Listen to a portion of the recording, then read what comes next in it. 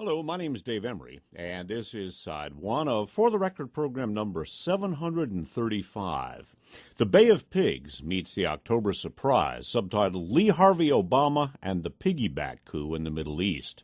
This program is being recorded on February 13th of the year 2011. Well, there's a title for you, huh? This broadcast and probably one or more succeeding programs dealing with the unfolding events in the Middle East are going to be not only about as complex from a conceptual standpoint as any broadcasts I've done, they're also very referential, so I can't encourage people strongly enough to please use the SpitfireList.com website, use past broadcasts, both the audio files and the written descriptions, because I think that use of that is going to be absolutely essential for understanding, I should say, what it is that we're going to be talking about in this broadcast and perhaps a subsequent broadcasts about not only what's going on in Egypt, but what's going on in the Middle East in general, what may be going on the Earth Island, and, what might be unfolding here in the United States. The title of the program, The October Surprise Meets the Bay of Pigs, and Lee Harvey Obama, and the Piggyback Coup in the Middle East, those are obviously referential points of information. The Bay of Pigs, of course, was an abortive covert operation. Well, it wasn't aborted, but it was an unsuccessful covert operation against Cuba in the early 1960s. It was actually begun under the Eisenhower administration, and it was carried forward under President Kennedy's administration. It also, according to a number of sources, was deliberately botched. The late Colonel L. Fletcher Prouty, former Air Force focal point officer, that is to say the Air Force officer in charge with coordinating with CIA on covert operations involving the use of Air Force units with CIA. Colonel L. Fletcher Prouty, in an article that we read in The Guns of November Part 1, read into the record of The Guns of November Part 1, has stated in no uncertain terms that the plan for the Bay of Pigs was deliberately botched, and the air support that was required for the invasion to be successful was deliberately withheld, and in order to probably, in the eyes of some analysts, force President Kennedy's hand into a more overt military support for an invasion of Cuba.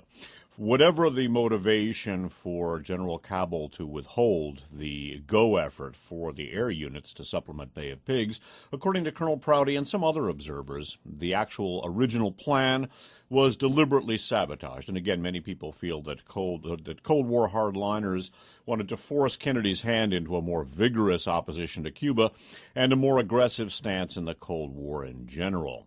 The October surprise refers to what is generally seen as collaboration between the Reagan-Bush campaign in 1980 and the Khomeini/Islamist forces in Iran to withhold the U.S. hostages that were taken from the embassy there until after Jimmy Carter's consequent political humiliation and resultant electoral defeat were assured. In visits with Fatah Mansour, an Iranian activist and member of the Iranian opposition, we have discussed Farah's extensive, exhaustive research that, in fact, the collaboration between the Bush-Reagan forces and the Islamist forces in Iran actually went back well before the hostages themselves were taken, and that what has come to be known as the October surprise was actually the outgrowth of a long covert operation that had been undertaken in the relatively early 1970s in order to replace the Shah, who was known to have cancer, with someone who could be counted upon to be anti-communist and yet also did not have some of the popularity shortcomings, I guess one could say, that the Shah had with his own people. It is Farah Mansour's hypothesis, and I think he has done an excellent job of presenting that in fact the Islamists in Iran were seen as a very useful counterweight to the potential of communist expansion in the Middle East, and that in fact on the southern flank of the former Soviet Union they wanted a strong, dependable anti-communist force. And obviously, although it was hostile to the U.S., the Islamists there were very, very hostile to communism indeed. I suspect that what I refer to as the Underground Reich, literally a Third Reich gone underground, was also envisioning the use of not only the Iranian but also other Islamists as long-term proxy warriors to help get rid of the United States and Israel and the Jews as well, thus realizing Nazi geopolitical aims. More about that in future broadcasts. But when I talk about the Bay of Pigs meets the October surprise, what I'm talking about is a covert operation, which I think the Egyptian uprising was initiated by. Certainly, obviously, the shortcomings of the Mubarak regime, the outrage of the Egyptian people are certainly evident enough and in direct relationship to one another. Something else we're going to talk about in this broadcast, time permitting, it will certainly be in the description, but the worldwide rise in food prices that has been keyed in part by the collapse of the stock market, the Wall Street collapse of 2008, which has shifted a lot of capital into commodity speculation. That, plus some very untimely bad weather around the world, has contributed to an enormous increase in food prices. That appears to have been a propelling factor in various theaters of social unrest, including Tunisia and Egypt. More about that time permitting later in the broadcast. But I think there's a good deal of evidence at this point that the Egyptian uprising was supported by a U.S. covert operation, in all probability one that was begun under the Bush administration and that the Obama administration has gone along with. It may even be that Obama was set up to an extent to carry this forward and subsequently to take the blame if anything goes wrong. I also think that the long-term effects of this covert operation are very likely to turn against the interests of the United States, although they may very well be in pro-corporate. They may favor the interests of transnational corporations.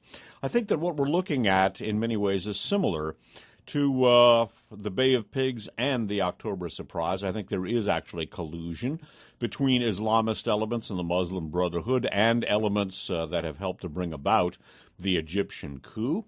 I have noted in the past that Grover Norquist and Karl Rove, two of the key luminaries in the Republican landscape, or on the Republican political landscape, were instrumental in bringing about the creation of the Islamic Institute. That was a nonprofit that basically functioned as sort of the Republican Party's Islamic branch of its ethnic outreach wing.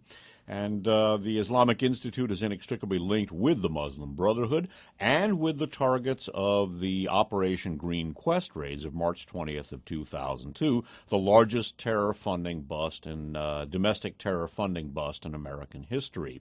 Karl Rove has established a significant presence in Sweden. It has been speculated that he was involved with helping to pursue the prosecution of Julian Assange, as well he may. I strongly suspect that Karl Rove is deeply involved with this covert operation and may actually have been involved with efforts at leaking information about this covert operation. That would place it sort of in the category of the Bay of Pigs, a deliberately sabotaged covert operation. I refer to Lee Harvey Obama. Obviously, it's a reference to President Obama as Lee Harvey Oswald, because I think that he may very well have been set up to take the blame for this operation. We're going to be taking a look at events that were taking place at the very tail end of George Bush's second administration. And I want to note a series of broadcasts that I was doing in this time period in November and December of 2008, right after Barack Obama's election.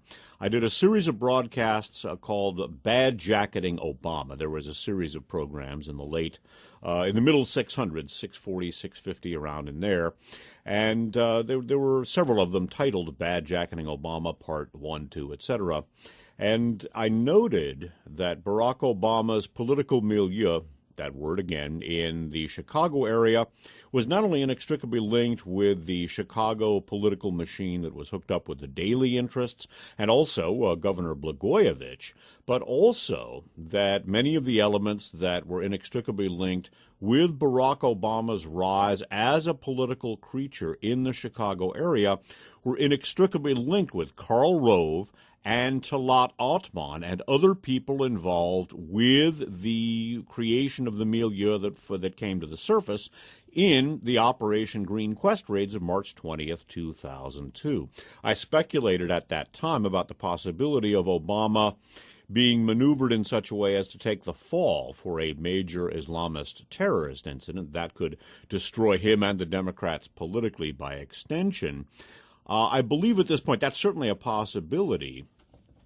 I believe at this point, obviously this is an opinion, but I believe that Obama may very well have been being maneuvered at this point as a vehicle for helping to further this covert operation. In the second side of the program, we're going to be taking a look at the U.S. Institute for Peace, under whose auspices the Muslim World Initiative was undertaken during the Bush administration, ostensibly aimed or sincerely aimed at sort of rebooting America's relationship with the Muslim world. It incorporated various elements that were represented as moderate Islamists, but which were in fact Muslim Brotherhood elements that were anything but moderate. This led to something of a schism within the Bush administration, but I strongly suspect that the maneuvering of Barack Obama into place was in part to pave the way for this Muslim World Initiative. I think that the implications of this go even beyond the United States. I think that the West very much wants to see, elements in the West anyway, very much want to see the Muslim Brotherhood as something of proxy warriors on the Earth Island to help weaken Russia and China, and in particular to gain control ultimately of some of the petroleum-producing areas of Russia. I suspect, too, that ultimately the underground Reich is going to be utilizing the Muslim Brotherhood and Islamist warriors as proxy warriors in their long-term vision to finish off the U.S., finish off democracy, finish off Israel, and finish off the Jews. Yeah, this is a rather tall order. For one program, I'm going to do the best I can. We'll probably go into several broadcasts, but suffice it to say, I think that what is going on in Egypt and in the Middle East in general is the product of a covert operation. And I want to call to mind some of the discussions that we had in 2010 with John Loftus about there being, in effect, two CIAs and two State Departments, one of them associated generally with the Democrats and the other with the Republicans, the latter inextricably linked with the transnational corporations and owing its genesis to the forces of international fascism and their recoalescence, so to speak, at the end of World War II. Because I think that, in a sense, both State Departments and both CIAs have been collaborating on this covert operation. Ultimately, I suspect the Karl Rove, Grover Norquist, underground Reich elements are going to see to it that the Muslim Brotherhood and other Islamist elements are preeminent. We'll see about that. But I think that a lot of the elements that are working through the Obama State Department actually see the Muslim Brotherhood and other Islamist elements as genuine moderates, and I think they're going to be proven dramatically wrong. Now, obviously, that's an awful lot to contemplate, and this all will be contemplated in conjunction with the other broadcasts, in particular, for the record, 733 and 734. 733, about A Night in Tunisia, The Roving Reporter, and 7:34, A Night in Tunisia, Part 2. Are Karl Rove and WikiLeaks working with the Muslim Brotherhood? I believe that is the case, and we're going to examine that as part of this piggyback coup. I view it as a piggyback coup because I think that an extremist element is piggybacking in on top of what is represented as a moderate element. Also, in many ways, the Egyptian uprising piggybacked on the Tunisian uprising that preceded it by some days. Now, I can appreciate that this sounds incredible, whatever. Please use past broadcasts, the discussion of the Bay of Pigs, the interviews with Farah Mansour, and there'll be a link in the description for this broadcast. But let's plunge into what I call the piggyback coup and indications that, in fact, the uprising in Egypt was cued to an extent by elements of Western intelligence, U.S. intelligence in particular. The Raw Story had the following post. It's called U.S. Secretly Backed Egyptian Protest Leaders. For the last 3 years, this, by the way, from January 28th of 2011, for the last 3 years, the U.S. government secretly provided aid to the leaders behind this week's social uprising in Egypt, aimed to topple the government of President Hosni Mubarak, according to a leaked diplomatic cable. One of the young Egyptian leaders who attended a summit for activists in New York with the help of the U.S. Embassy in Cairo was detained when he returned to Egypt, the memo released by WikiLeaks said. The Daily Telegraph reported Friday that it and the secrets outlet were both hiding the identity of this young Egyptian leader. He was arrested in connection with this week's demonstrations. The leaked document indicates that the U.S. government was publicly supporting Mubarak's government while privately backing opposition groups. A plan concocted by the dissident groups to oust Mubarak and install a democratic government prior to the September 2011 elections was relayed to the American embassy in Cairo. I want to note that Mubarak and other of his administration or regime were talking about outside interference and hinting rather explicitly and darkly at outside forces that were lobbying for this particular overthrow. They may have been talking about the U.S. More about this from the Asia Tribune. This is an article by Dea Gamage from January 30th of 2011. It's called U.S. Covertly Aided Egyptian Protest Leaders for Regime Change. And this specifically talks about Margaret Scobie and events taking place in the U.S. Embassy in Cairo in December of 2008. The United States has been covertly preparing a regime change in Egypt for the last 2 years, secretly assisting the leaders who were preparing a blueprint to bring representative government to Egypt, now emerging as leaders or organizers of the mass uprising that the world is witnessing today. The U.S. State Department officials, U.S. congressmen, and their immediate staff were engaged in having discussions with the Egyptian rebel leaders on U.S. soil. The U.S. Embassy in Cairo was instrumental in organizing a summit in New York in 2008 to meet one of the young Egyptian activists.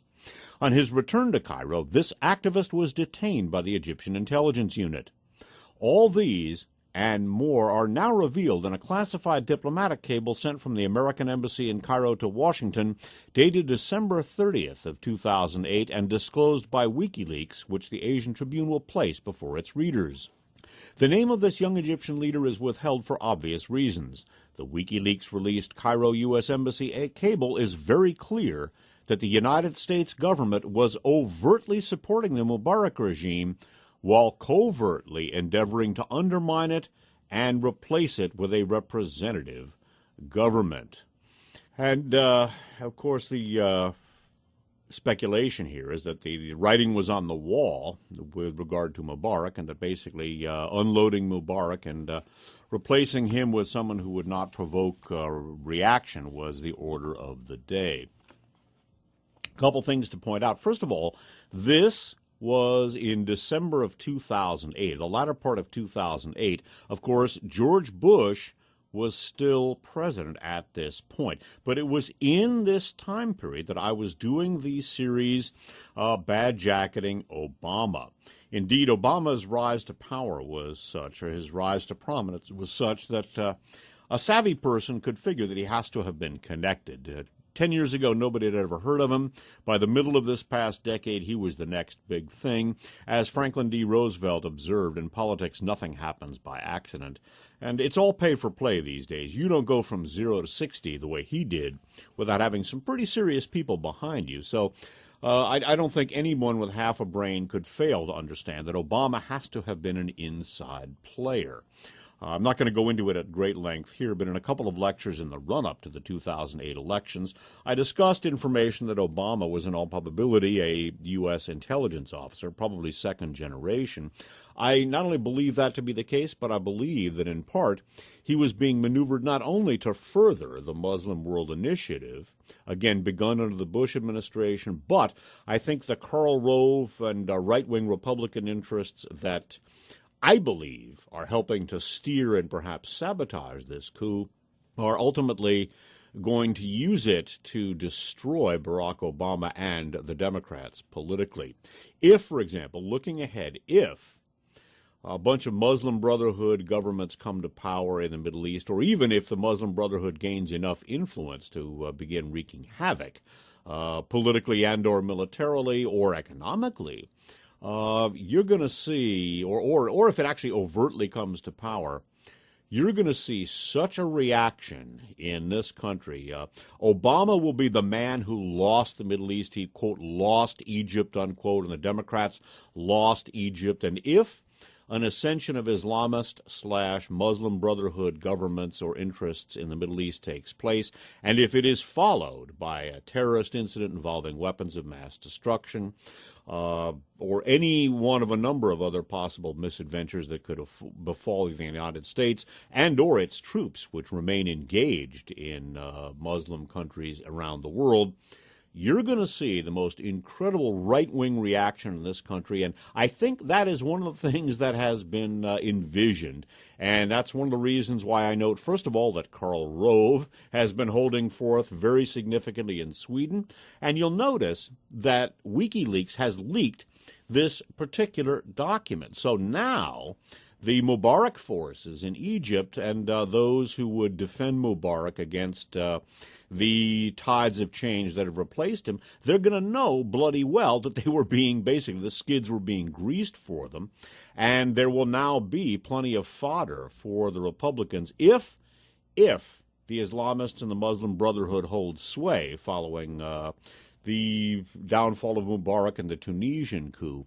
This country is going to go so far to the right. You watch the Obama's a Muslim crowd. In fact, you watch a complete right-wing sweep of the American political landscape, with the result of this country is going back to the 14th century, and its economy is going back to the 14th century B.C.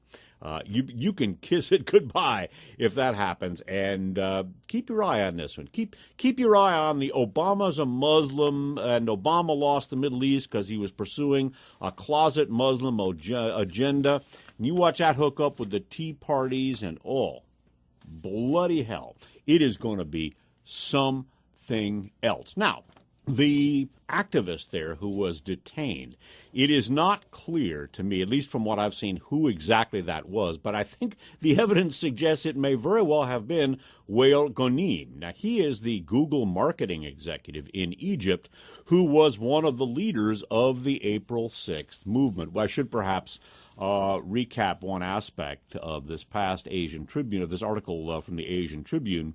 Again, Ambassador Scobie, Margaret Scobie, the U.S. ambassador in Cairo, the Scobie diplomatic memo was labeled, quote, April 6th activist on his U.S. visit and regime change in Egypt, unquote. And again, this is from December 30th of 2008. Now, notice that was leaked, and this was taking place when George Bush was president of the United States. It was his State Department, and also probably elements of his CIA, that were undertaking this. I do believe that the Obama administration, as we discussed in For the Record 721, among others, has been carrying on this pro-Muslim Brotherhood initiative that we've spoken about in for the record, 560 and 561, among other broadcasts.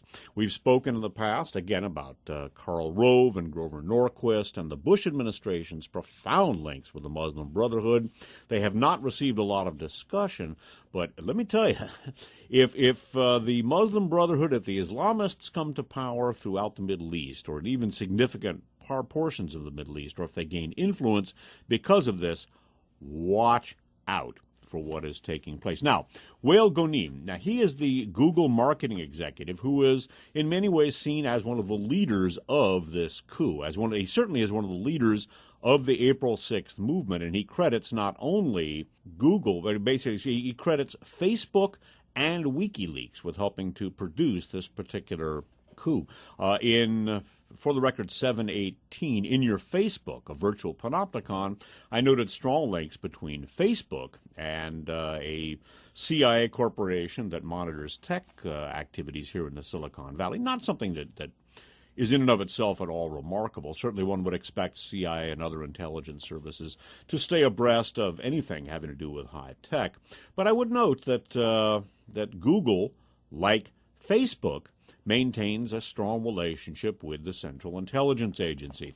This from the Danger Room column from Wired magazine of July 28th of 2010, article by Noah Shachtman. It's entitled Exclusive: Google and CIA Invest in Future of Web Monitoring. It reads in part, the investment arms of the CIA and Google are both backing a company that monitors the web in real time and says it uses that information to predict the future. The company is called Recorded Future, and it scours tens of thousands of websites, blogs, and Twitter accounts to find the relationships between people, organizations, actions, and incidents, both present and still to come. In a white paper, the company says its temporal analytics engine goes beyond search by, quote, looking at the invisible links between documents that talk about the same or related entities and events. The idea is to figure out for each incident who was involved, where it happened, and when it might go down. Recorded Feature then plots that chatter showing online momentum for any event. The cool thing is you can actually predict the curve in many cases, says company CEO Christopher Ahlberg, interesting here, a former Swedish Army Ranger with a Ph.D. in computer science, which naturally makes the 16-person Cambridge, Massachusetts firm attractive to Google Ventures, the search giant's investment division, and to In-Q-Tel, which handles similar duties for the CIA and the wider intelligence community. It's not the first time Google has done business with America's spy agencies. Long before it reportedly enlisted the help of the national security agencies to secure its networks, Google sold equipment to the Secret Signals Intelligence Group. In-Q-Tel backed the mapping firm Keyhole, which was bought by Google in 2004 and then became the backbone for Google Earth.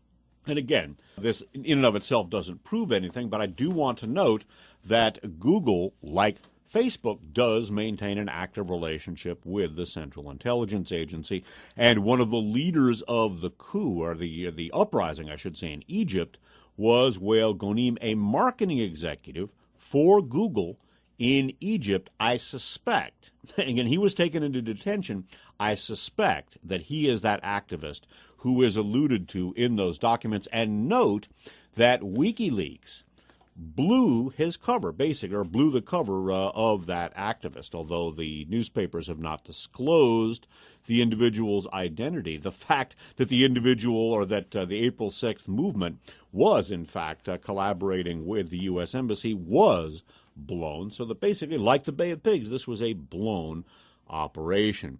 And I also want to note that Wael Ghonim was a graduate of American University in Cairo. I don't know much about that, but I do know that American University in Beirut has a very close relationship with the Central Intelligence Agency. And as we're going to see in side 2 of this program, in the American University in Cairo, there are a number of people advocating, there are prominent academicians advocating that the Muslim Brotherhood be included in the democratic process in Egypt, which they are certainly going to be. Whether they adhere to democratic process remains to be seen. We will examine that, however, in side 2. The title of the broadcast is really complicated. To make a very long story very short, I think what we're looking at is a very complex covert operation in the Middle East, and one in which some relatively well-motivated, albeit very naive elements, and I characterize Barack Obama in more or less those same terms, are being manipulated and ultimately are going to be discredited, perhaps even destroyed, by some much darker elements that are collaborating with them on this covert operation, but I think ultimately are going to direct that covert operation in a dark direction and then hang the devastating responsibilities for that dark direction on Barack Obama and the Democrats. Hence, by terming him Lee Harvey Obama, because I think in many ways the bad-jacketing of Barack Obama that I observed, that I talked about in the immediate aftermath of his election, but before his ascension in 2009, I believe that bad-jacketing was done as part of this operation and ultimately to saddle Barack Obama and the Democrats with the responsibility for having, quote, lost the Middle East, unquote, among other things. Now, we've been talking about the very real indications that the uprising in Egypt was stemmed in part from covert operations in which the sclerotic regime of Mubarak was eased out, and that the popular sentiment that helped to ease him out was, in fact, assisted by elements of U.S. intelligence and State Department. I have hypothesized that the leader of the April 6th movement, who was, in fact, collaborating with the U.S. Embassy and with the State, possibly CIA, was, in fact, Wael Ghonim, of Google, a marketing executive, and I noted Google's close relationship with the Central Intelligence Agency. Wael Ghonim was described as having been a graduate of American University in Cairo. I do want to note, although I don't know much about American University in Cairo, it certainly is a place where there is academic sentiment for the inclusion of the Muslim Brotherhood in the Egyptian political process, something that is obviously now underway, something that I believe was a focal point of this covert operation, this piggyback coup that I'm talking about. Article from Dissent magazine, very quickly, and this is an interview with Saad Eddin Ibrahim. I'm going to read it in part. The full URL for this will be available in the description for the Record 735. 4 years ago, Alan Johnson conducted an interview with Saad Eddin Ibrahim, a professor of political sociology at the American University in Cairo, by the way, parenthetically, from which Wael Ghonim graduated, and prominent advocate of democracy and human rights in the Arab world, who was imprisoned from 2000 to 2003 for, quote, tarnishing, unquote, Egypt's reputation. Ibrahim addressed the possibility of an alliance between members of the Muslim Brotherhood and Egyptian Democrats. Below is an excerpt from that interview. Alan Johnson: You have argued for an alliance of sorts between Democrats and moderate, unquote, Islamists. In August of 2006, you wrote that mainstream Islamists with broad support developed civic dispositions and services to provide are the most likely actors in building a new Middle East. And in December of 2006, you complained about, quote, an unjustified fear of modern Islamists, unquote, and called for a policy of dialogue and inclusion, saying, Hamas, Hezbollah, Muslim Brothers, these people you cannot get rid of. You have to deal with them. The name of the game is inclusion. You deny that these organizations are inimical to democracy, pointing out that Islamists have never come to power via elections and then reneged on democracy, warning that, quote, the Islamist scare is propagated and marketed by autocratic regimes to intimidate the middle class and the West to ward off any serious democratic reforms, unquote. You have urged a positive response to Hamas and Hezbollah's participation in elections. While you warn that, quote, no sober analyst would consider this as a final commitment by Islamists to democracy, you believe, quote, the process of transforming them into Muslim Democrats is clearly underway, unquote. And so this is obviously one of the people whose thinking is extant at American University in Cairo, and it's someone whose worldview, so to speak, is consistent with the Muslim World Initiative of the U.S. Institute for Peace. That was undertaken during George Bush's second administration, and I believe that was the genesis of the operation, the piggyback coup, for which Lee Harvey Obama is going to take the blame if it goes south, and I think it will. Again, I think that long term, I certainly would not want to say what the overall outcome will be in the Middle East. Short term, I think it's going to look good. Superficially, I think the Egyptian popular uprising will look good. Certainly the images coming out of there are very stirring with all the people in Tahrir Square, and we could use something like that here in the United States, actually, a genuine expression of popular sentiment. However, if in fact we were to see such a thing, I think it's also going to be directed popular sentiment, as it appears to have been in Egypt. We'll see what happens. As near as I can tell, the majority of Egyptians are not necessarily pro-Muslim Brotherhood, but the Muslim Brotherhood is the largest single minority interest. And as we looked at in connection with the 34 coup attempt in the United States, specifically former Speaker of the House John McCormack, whose McCormack-Dickstein committee investigated the 34 coup attempt in the United States, and he observed, quote, that an organized minority can always defeat an unorganized majority. And I think that's something to keep in mind in connection with the Egyptian uprising and the Muslim Brotherhood, which is going to be incorporated into any sort of Egyptian Democratic Popular Front. An organized minority, and the Muslim Brotherhood is nothing if not organized, can always defeat an unorganized majority.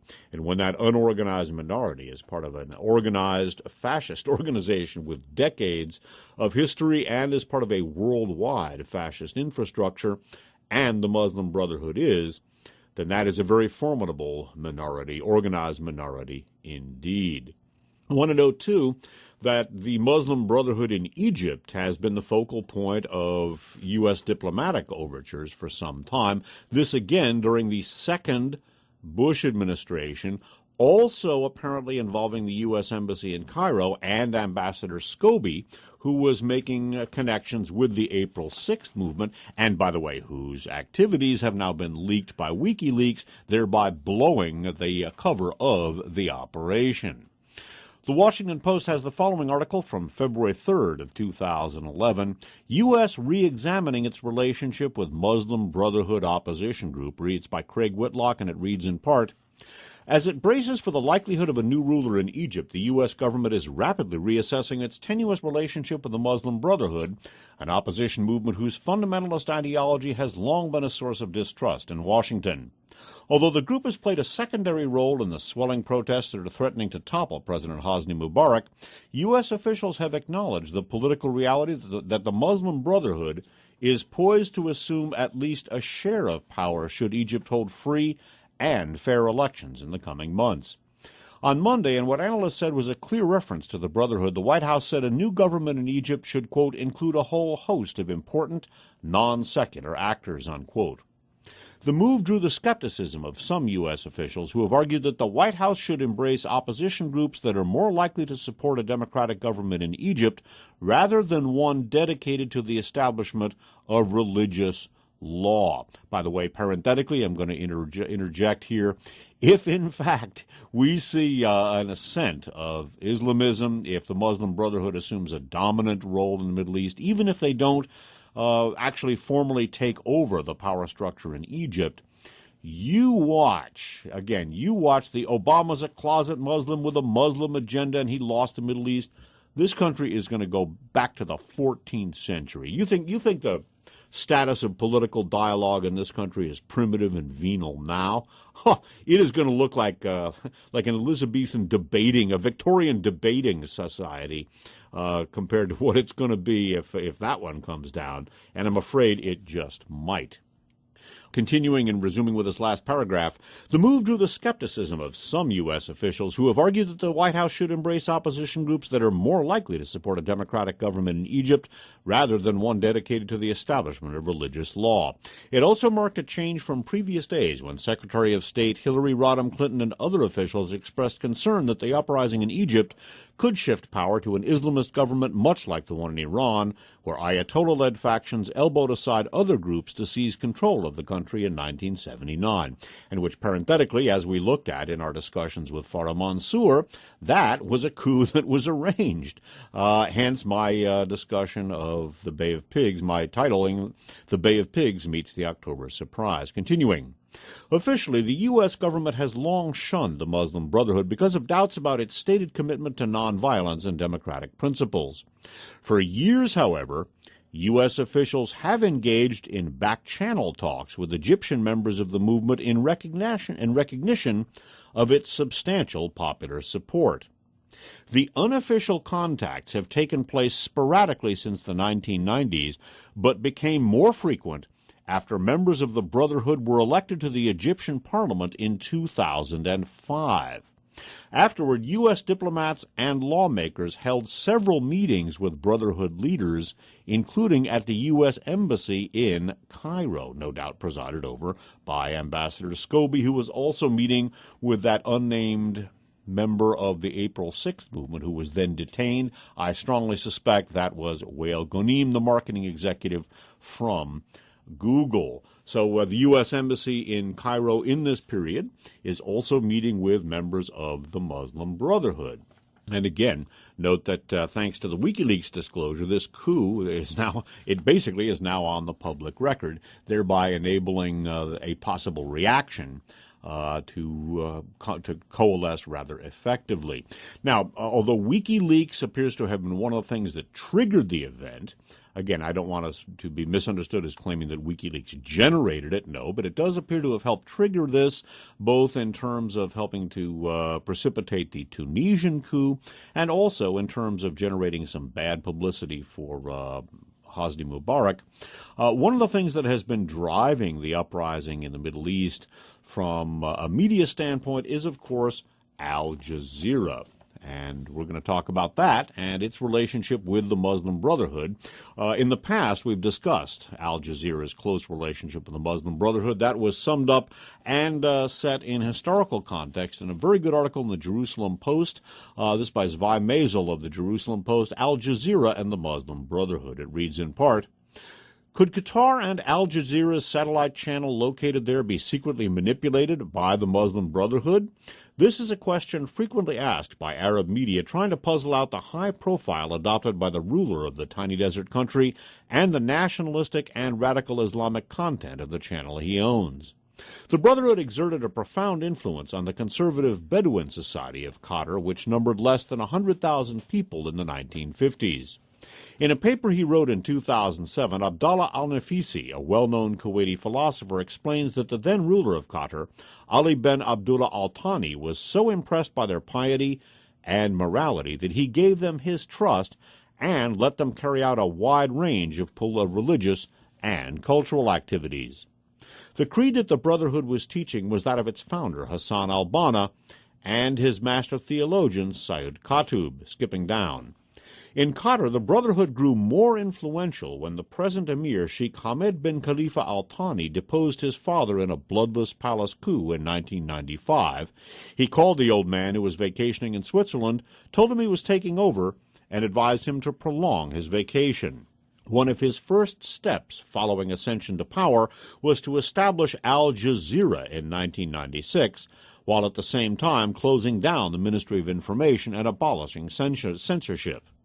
The meteoric rise of the network and its increasing popularity have led many political and media commentators in the Arab world to wonder exactly who or what behind appears to be its main purpose, encouraging opposition and promoting incitement against Arab regimes, exposing the corruption of their leaders and their entourage, while holding to an extreme Arab nationalist attitude against the U.S. and Israel, and extolling the values of conservative and sometimes extremist Islam. It did not take long for one name to emerge, the Muslim Brotherhood. This hypothesis is supported by a number of facts. The Director General of the network, Wadi Kanafar, was a member of the organization in Jordan where he was arrested. Today, he is one of the closest advisors of the emir. Sheikh Youssef al-Qaradawi is also a member of the inner circle of the emir and is known to work closely with Kanfar. Qaradawi, by the way, very close to Bank al-Taqwa and Muslim Brotherhood, and an individual who has for some time, although he's noted as a moderate, has incorporated more or less straight Nazi propaganda into his various speeches and fatwas. And of Kanfar and Qaradawi, both support Hamas. Arab researchers have succeeded in uncovering a number of other brothers working for the Al Jazeera network, but it is surmised that there are many more. The general consensus is that Qaradawi is the visible tip of the iceberg. In an article published in 2003 in the London-based Arabic daily Arshaq al-Aswat, Maoum Fendi, a well-known Egyptian liberal thinker today living in the United States, wrote that some 50% of the network's personnel belong to the Muslim Brotherhood. He added that their influence in Qatar was rising both in the network and among government circles. According to him, the Brotherhood had intended to hold its World Summit in Qatar in 2003, but had to scuttle its plan when it became known. And something that I want to note, we'll deal in future broadcasts, it'll be included in the description for the Record 735, and that is, as the situation in Egypt was gaining momentum, there was another WikiLeaks disclosure of a cable which certainly undermined the credibility of the Palestinian Authority in the eyes of most of the Arab and Muslim world, the Palestinians in particular. Both Israeli and Palestinian sources, Palestinian Authority sources, claimed that the leaking of the memo was highly selective and that it had been edited. It had been published by Al Jazeera, and that, in fact, it was not reflective of what was actually on the table in the 2008 peace negotiations. What the released memo basically pointed to was a more or less total, well, not total capitulation, but a significant diplomatic capitulation by the Palestinian side in the abortive peace negotiations with the Israelis in 2008. Both Israeli and Palestinian Authority sources claimed that the release of the memo was distorted and that, in fact, the selective editing process distorted the content. In connection with WikiLeaks and the Middle East, bear in mind that an individual who was handling WikiLeaks operations, cable operations vis-a-vis Russia, and his son, who was handling operations vis-a-vis Scandinavia, is Joran Jermas, a.k.a. Israel Shamir, and his son, Johannes Wallström, basically doctrinaire Swedish anti-Semites and Holocaust deniers. Shamir, a.k.a. Jermas, has been quoted as saying, "It is the duty of all good Christians and Muslims to deny the Holocaust." And that is basically who was in charge, one of the key WikiLeaks supervisors, so to speak, of the cable traffic vis-a-vis Russia. He also apparently is wielding influence vis-a-vis WikiLeaks and the Middle East. I would note that WikiLeaks and Julian Assange have defended Joran Jermas as well. But the release of that memo at the same time as the Egyptian turmoil was gathering steam is something else to be considered, and that will be factored into the description for this program. Certainly, even before Mubarak stepped down, the opposition forces under Mohammed el-Baradei Mohammed el-Baradei had been actively courting the Muslim Brotherhood, as had the U.S. Embassy that was also actively courting the April 6th movement as well. The Truth Out website has the following. This is by Robert Nyman, Sunday, January 30th of 2011. El-Baradei and Muslim Brotherhood offer political path out of Egyptian confrontation. Reads in part, Egyptian Muslim Brotherhood leader Assam El-Arian said today that Egyptian opposition groups have agreed to back former IAEA head Mohammed el-Baradei to negotiate with the government, Al Jazeera reports. Egypt's opposition groups have agreed to support opposition figure Mohammed el-Baradei to negotiate with the government, a leading member of the Muslim Brotherhood said on Saturday. Political groups support el-Baradei to negotiate with the regime, Assam El-Arian told Al Jazeera. This move by Egyptian opposition groups potentially offers a peaceful path out of the crisis, not only for the Egyptian government, but also for the United States government, which is finding itself the object of increasingly bitter criticism from Egyptians who back the protesters' call for Mubarak to step down and see the policy of the United States of backing Mubarak as a key obstacle to the realization of their aspirations for free and fair elections. By the way, in conjunction with WikiLeaks, recall that one of the emails that was sent by Julian Assange to John Young, a founder of WikiLeaks turned critic, said that basically one of the things they were going to try to do was to fleece the CIA, and they boasted of pullbacks from various CIA subsidiary organizations. I wonder if perhaps the attempts at fleecing the CIA ultimately were to result in elements of CIA manipulating WikiLeaks. Certainly something to think about. Now, I've spoken about what I believe to be this covert operation as an outgrowth of the U.S. Institute of Peace's Muslim World Initiative. This is something that was undertaken by the Bush administration, its State Department and Intelligence Services in the second Bush term. I strongly suspect that one of the reasons why extremist and Muslim Brotherhood elements were present in what was supposed to be a moderate/peaceful milieu was due to the influence of Karl Rove, currently holding forth in Sweden as a special advisor to the Prime Minister of Sweden, and also Grover Norquist, who himself may very well have converted to Islam. Both Norquist and Rove instrumental in founding the Islamic Institute, and people and interest from the Islamic Institute, including Talat Othman, are part and parcel to the Chicago and Illinois political milieu that helped to spawn Barack Obama as a political creature. When the U.S. Institute of Peace undertook its Muslim World Initiative, a number of right-wing and conservative commentators quite appropriately noted that this was not a peaceful or moderate group of all. Militant Islam Monitor had the following article from June 5th of 2006. The United States Institute of Peace promotes radical Islam with Muslim World Initiative and taxpayer funding. By the way, if the Muslim Brotherhood come to power in the Middle East as a result of this covert op, blown by thanks to the WikiLeaks disclosure, like I say, this country is going to go to we're going to become a 14th century world power. Us and maybe Spain under Queen Isabella will vie for world domination back in the 14th century. The United States Institute of Peace promotes radical Islam with Muslim World Initiative and taxpayer funding, reads in part as follows. The United States Institute of Peace, a.k.a. the Ummah Sharia Islamist Propagation Institute, is working together with radical Islamists promoting fundamentalism under the guise of their new Muslim World Initiative. The USIP's new Saudi-backed Islamist affiliates include CARE, the Muslim Political Action Committee, the Islamic Society of North America, and the CSID. Among the board members are CARE's Nihad Atwad, Ahmed Younes of MPAC, and the CSID's Radwan Mazmoudi, and it goes on to talk about other extremist elements involved with the United States Institute of Peace and the Muslim World Initiative. In future broadcasts, time permitting, we'll talk about some of the people involved with the U.S. Institute of Peace and its Muslim World Initiative. These are people actually who go back to the Crown milieu as well. One of the heads of the U.S. Institute of Peace was none other than Peter Ackerman, an associate of Michael Milken. So we'll talk about that if time permits in the future. But again, I want to note that this is basically it's an operation, an initiative, that's how they like to call it, an initiative that was undertaken in the second Bush administration.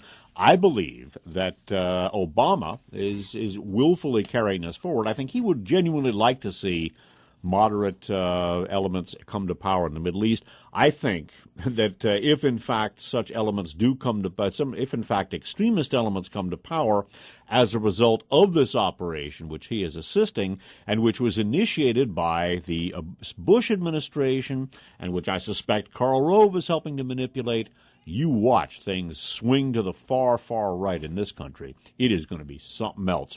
One of the things that has been driving the unrest in Egypt and elsewhere has nothing to do with Karl Rove necessarily and nothing to do with Barack Obama, but that is the fact that food prices have been soaring. That's due partly to bad weather, which has done things like interdict the Russian wheat crop. It's also due to the Wall Street collapse of 2008, which has caused a lot of capital to be diverted from investing in equities to investing in commodities speculation, which has helped to drive up the price of food. Now, of course, you drive up the price of food, you're going to create social unrest.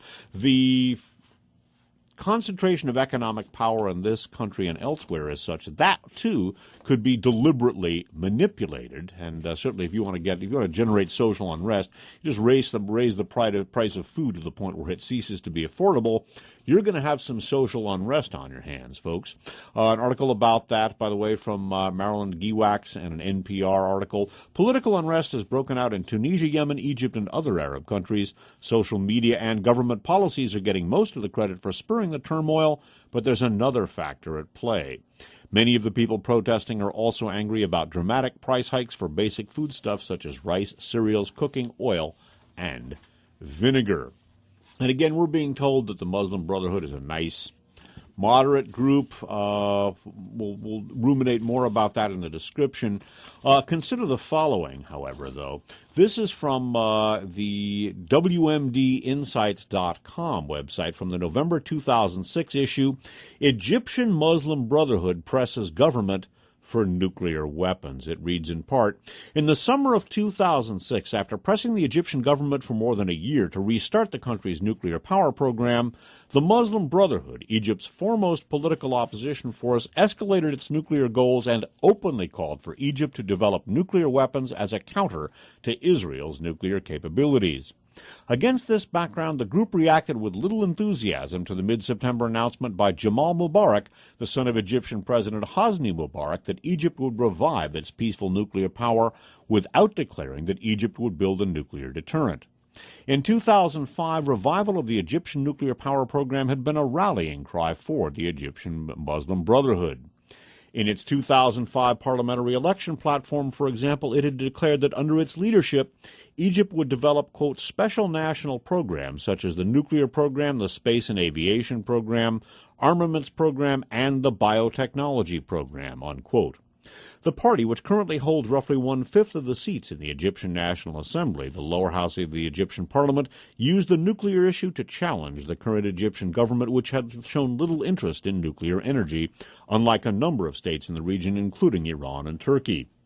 By May 17th of 2006, Brotherhood deputies were openly attacking the Mubarak government for not pursuing an active nuclear program. Ikhwan Online, the official website of the Muslim Brotherhood, stated that the Brotherhood deputies accused the government of abandoning the nuclear program and being content with not building atomic power plants for peaceful purposes and electricity production at the same time many other countries, such as India, advanced in this very field.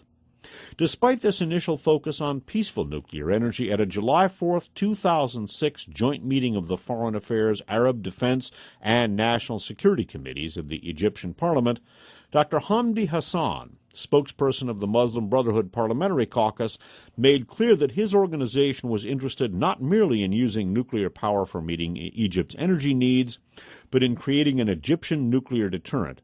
We Egyptians are ready to starve in order to build or to own a nuclear weapon that will represent a real deterrent and will be decisive in the Arab-Israeli conflict, unquote. So who knows what's going to happen? But by the way, I would note in this context also that if political instability, such as the threat of nuclear war in the Middle East, increases, if political instability in general increases in the Middle East, the price of oil will go up. The oil companies and the oil-producing nations will benefit, and everybody else will, well, get by as best they can. So we will see what comes of what I call the piggyback coup in the Middle East. I hope it works out well.